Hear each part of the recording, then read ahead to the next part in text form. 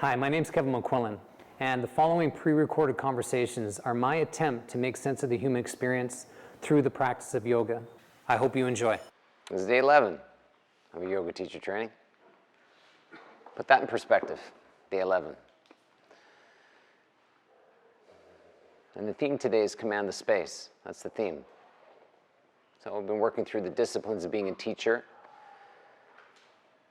experience real connection. That's how it started, experience real connection. Create the listening was the second discipline, how important that is, having the capacity to create the listening. And as you do, then you can command the space. The space. And you say, well, what's the space? What is space? And you could say, well, this is space, your space, and having the capacity to command your own space and how important that is. And if you have the capacity to pick up your own space and command your space, perhaps then you can start to command the space of being a commanding force in this world, a force of good. Perhaps that's interesting to you. Perhaps that's how you see teaching. If you're interested in teaching yoga, the idea is to be a force of good. And in that you can share who you are with other people, practice your values, contribute in a meaningful way, and perhaps some of that comes back to you. Teaching is very curious. A lot of value in teaching. I could imagine that's why you're here. You see something in it for you. And so good for you. And so we'll explore this theme, command the space. And as I always like to do, I look at the opposite. It's like, okay, command the space. What's the opposite of that? Collapse. That's how I see it. Collapse the space, or collapse my space. And sometimes we do that. We have a tendency to collapse into our space. And so we'll explore that for the next few minutes. What it feels like, or more so, the process in which to collapse into your own space.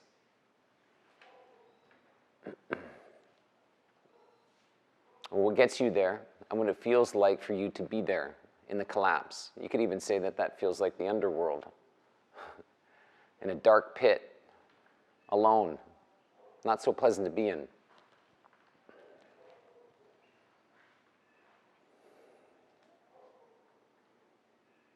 And so just think about your own experience of collapse and what that represents. And during our time together over the last 11 days, we've been exploring how you do collapse and what that represents and means to you. And it often feels the collapse comes, it seems to me anyways, that the collapse comes because we feel like we're being assaulted. You ever feel like life is assaulting you at times? You ever felt that way? It's like life is assaulting me and people are assaulting me. I'm assaulting myself. What is happening here? This is not supposed to be the way. I'm supposed to be happy. And why am I not happy and thriving and looking like everybody else with their smiles on their face and moving about in their lives? And so it can be complex, and sometimes it feels like we're being assaulted. And in the assault, we can collapse.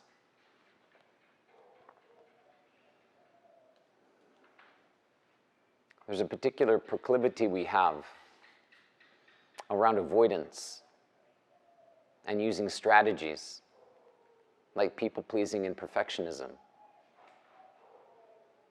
that can support the collapse. And we've been exploring that in great detail during our time together.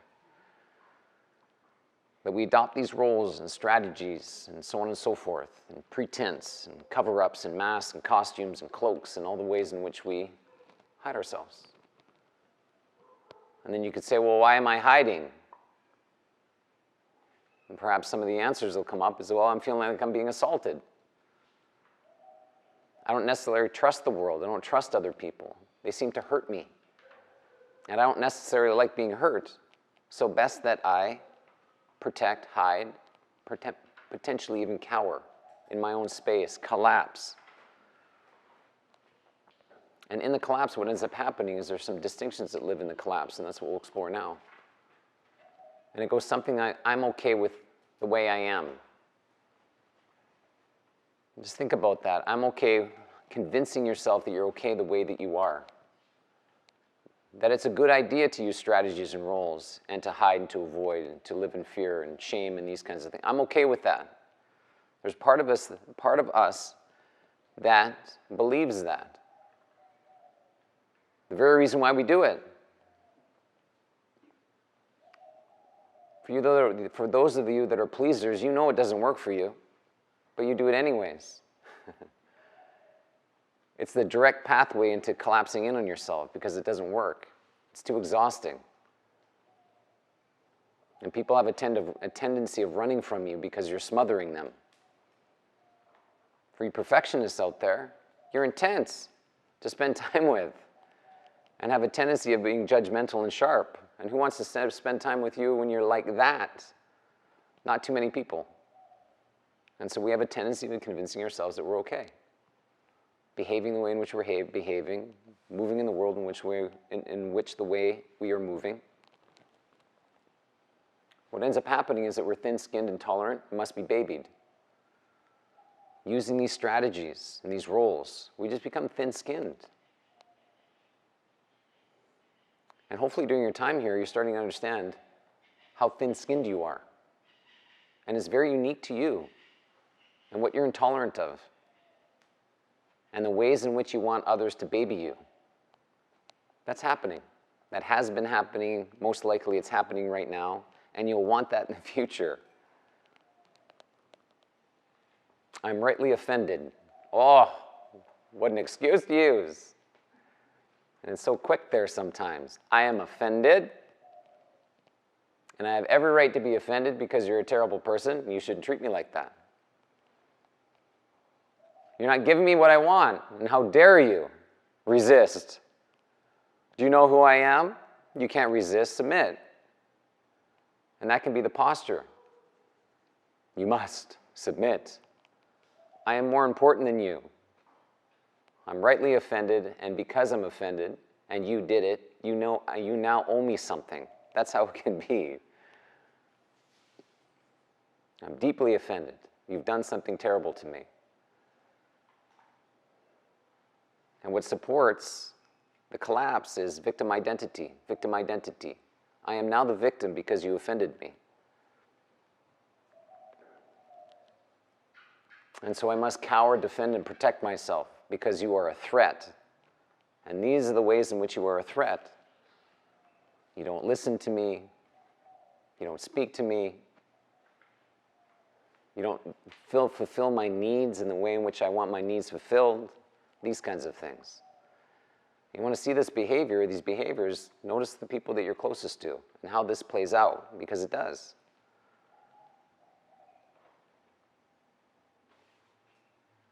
You're the threat. You stay in that room, I'll stay in this room. Don't say this to me, I'll say that to you. It turns into this power struggle that we can get into, which is difficult. And we become the wretched troublemaker. It's such an interesting concept, to be the wretched troublemaker. Oh, and we can fall into that state, yes? You ever make some trouble? Trouble in your relationships, these kinds of things, stir some shit up. Coming from this place of being offended, you hurt me, I'll hurt you. You offended me, I will certainly offend you. I'll say terrible things to you. I won't say anything to you. I'll freeze you out, never touch you again. All the things in which we do in our relationships that we're closest to. And ultimately the outcome is we're cowardice. That's the reality of it. We're the embodiment of the coward, that archetype, and have all the reasons why to be such a thing. And that's the collapse of self, holding that posture. And it's a very unique posture that you have, we all have in our own unique way. And to understand that posture, and you're starting to understand the posture in great detail during your time here.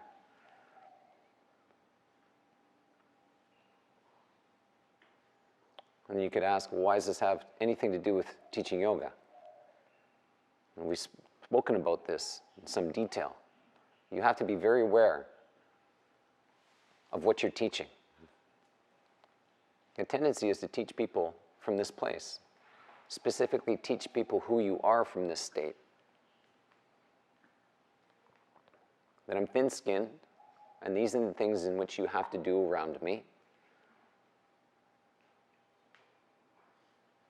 So I don't collapse. You can say this word, not that word. You can do this, but not that. And again, it's a control, struggle, power struggle. And if you do that in your closest relationships, you sure will be doing that in your teaching. And the idea is to be hyper aware of that. How does this play out? How do you get yourself into the underworld? If you have a good understanding how you get there, you also have a tremendous amount of wisdom, because the wisdom gives you access to get yourself out of the pit, out of the underworld. And that is phenomenal information to have, which very few people have, and you now have. And to hold that, it's like, okay, I know how I get myself right into a place I don't want to be, the collapse of self. I dig a pit and then I jump into it as a way to hide and cower from other people in the world. And knowing how you specifically get yourself there, you now have the practice to get out. And once you're out, perhaps you can minimize how often you go in there. You mitigate against it. I see the pit. I have a choice. I can jump into it, or maybe I'll take a different direction. And that is such useful information to have out in front of you. You're no longer blind. And hopefully you can see that. You're no longer blind based on the information you have, being here for the last 11 days. And because you can see, there's no excuses. That's the attempt here. We've been pulling the excuses away from you, pulling them out, pulling them away. And it's like, okay, now I see. Now I have the information. I know how I collapse into myself. And I have a unique choice moving forward. Do I choose that, or do I choose something else? And the something else is having the capacity to command your space and design your destiny. It's a very different experience. One of the ways, and this is a consideration, one of the ways in which you assault yourself is through your I was statement. You want to recall that, your I was statement, because that's how it feels, how the world and other people are assaulting you, through your I was statement. I was criticized. I was abandoned. I was scolded. I was bullied. Whatever your I was statement, that's the assault. It's intense. And it's like bracing for impact. Have you ever experienced that around other people? You're about to venture out in the world. It's like, okay, I need to brace for impact because this is probably not going to go very well. And so it's like tightening yourselves up. It's like brace. Things aren't going to go well. The next catastrophe is just right around the corner. The next catastrophe is in Starbucks. The next catastrophe is in the kitchen. The next catastrophe is at work. And that's how we can move in the world, preparing for the next catastrophe. And that often happens through your I was statement. And that's the assault. And the way in which to command your space is to go where you don't want to go. And where you don't want to go is right into the heart of your I was statement. I'm feeling criticized, avoid, protect, cower, versus, let's talk. Tell me something. What do I need to know from you? Where is this coming from? I'm now curious. My antennas are up. I'm commanding my space. You're saying something, I want to hear it. That's a different posture. I'm feeling abandoned by you. How to cultivate a conversation, to unend that experience, to overturn it. What you'll start to notice is, I'm just going to the store to get some milk. I'm just going to the bathroom, I'll be right back. I have to go to work. And to get very curious about how you see the world and what you do about your I was statement and how prevalent it is and your willingness to create it out of nothing at times and the level of meaning you have attached to it. If you're able to mess and interrupt this particular experience what you'll notice is there's a lot of safety in this for you. Confront the monster, the very thing you don't want to confront, and to do it through dialogue, conversation, communication, listening, to wake yourself up and go into the place you don't want to go, right into the heart of conflict, which doesn't mean being aggressive. It does mean being assertive, because it takes that. This doesn't feel right, but I'm going towards it anyways. And that is one way that we can command our space.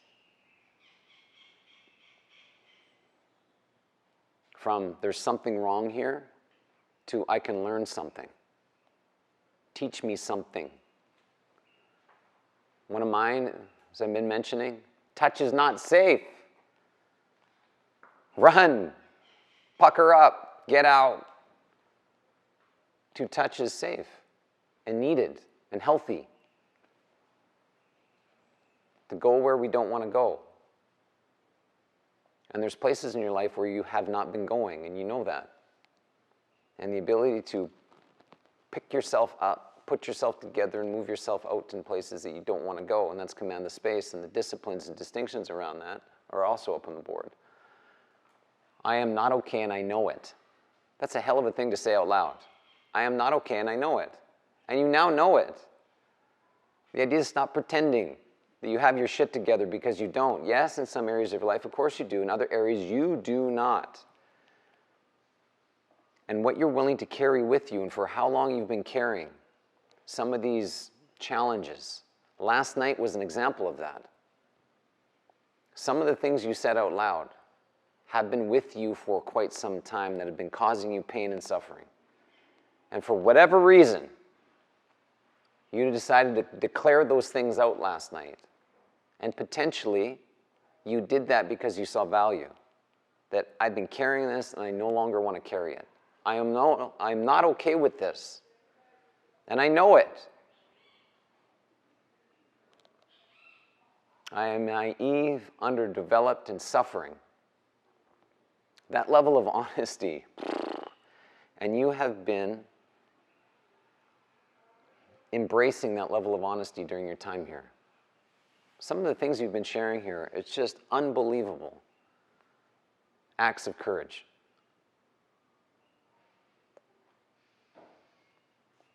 And you've seen that in so many different ways here. Some of the things that you've been willing to speak about here are breathtaking. And we're better off as a consequence of you doing such a thing. Because it's such a gift. It is such a riveting experience of vulnerability. I am nowhere near where I could be. And if you were to pause and really consider that. There's a place, there's a vision of yourself into the future, and you're not quite there yet. You could say that you as a teacher. You have an ideal, a vision of yourself already as a teacher. And you're nowhere near that yet. Because you're just learning how to teach. You have like thousands of hours ahead of you in teaching to get you closer to the kind of teacher you see for yourself. That vision, that ideal. That's like out in the future. Many, many, many hours from now. And so if that's true for you as a teacher, just consider that's you as a daughter, a son, a husband, a wife, a friend, all these different things that we are and the roles in which we play. There's all these ideals that we have. And in some, you're not quite where you need to be. Best I choose my limitations so I can be a compassionate contributor. And that's a beautiful thing through the art of teaching, that you can be a compassionate contributor. And it's just not through teaching or yoga, but it's everywhere, all of the time, as much as you can, to be a compassionate contributor. Much more aligned to your values and being a force of good in this world, because it's needed, that is for sure. And the outcome is maturation. You're actually maturing yourself through your practice versus the opposite. Remaining the adolescent, which is absolutely absurd. To be the walking infant. You do not want to be that. It is absolutely absurd. Just being an old baby in this world. thin-skinned, intolerant. Nobody will respect you. And that's been happening in some ways. And so to notice that, it's like, okay, all right, that is true. There's a part of that is true. And best I counter it. You have the practice that leads you into the pit and the underground, the underworld, and now you have also the practice to pick yourself up out of the underworld, as well as stay out of the underworld as much as you can. And it takes a tremendous amount of responsibility to do such a thing. You don't have to pick it up. You don't have to. But if you say you want the kind of life that you want, this is one way to get it. And to be relentless in the pursuit of such a thing.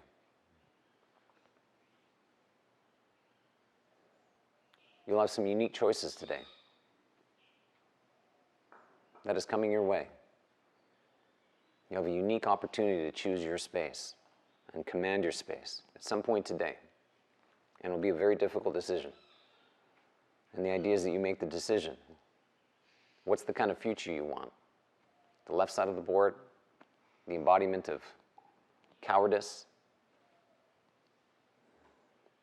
the warning in life, or do you wish to be the example where it's a yes, I am flawed, I'm in practice, and I'm attempting to make myself better, those around me better, and my life better. And that will be a unique choice.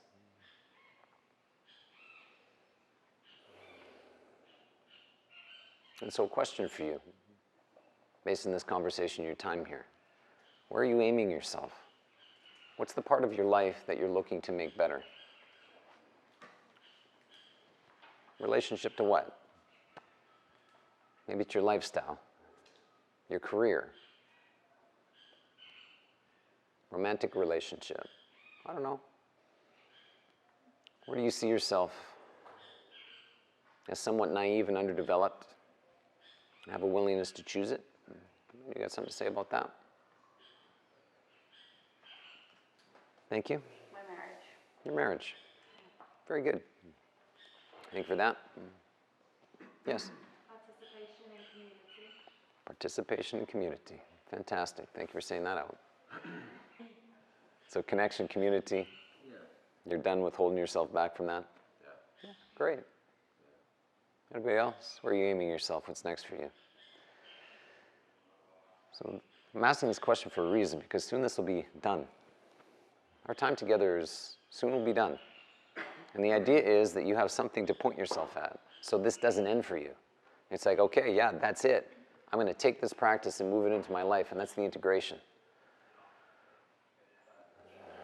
And so it's no longer a concept. Like, I'm enlightened. I have all this knowledge. It's like, yeah, and so what? I know a lot of smart people, and their lives are an absolute train wreck. And so it's the integrative force you have to be, way beyond knowledge. And so what is it for you? Yes. Pursuing your career. Very good. Yes. Isn't this something to say out loud? You're going to start saying yes more than you say no. Yeah. And there's metrics attached to that, which is brilliant. You know? It's like you can really gauge that moving forward. Okay. Look out, Canada.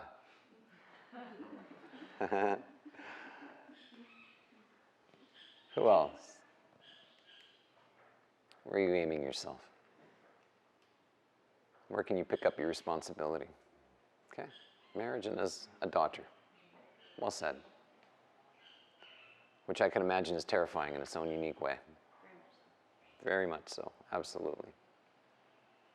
But that effort will serve you well and keep you sharp.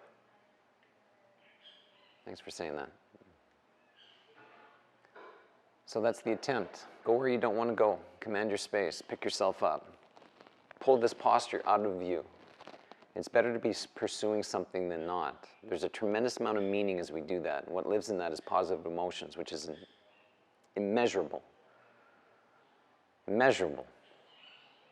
Because you can contribute to yourself in ways that are just so incredible, and feel and also notice and experience the progress that you're making day in and day out.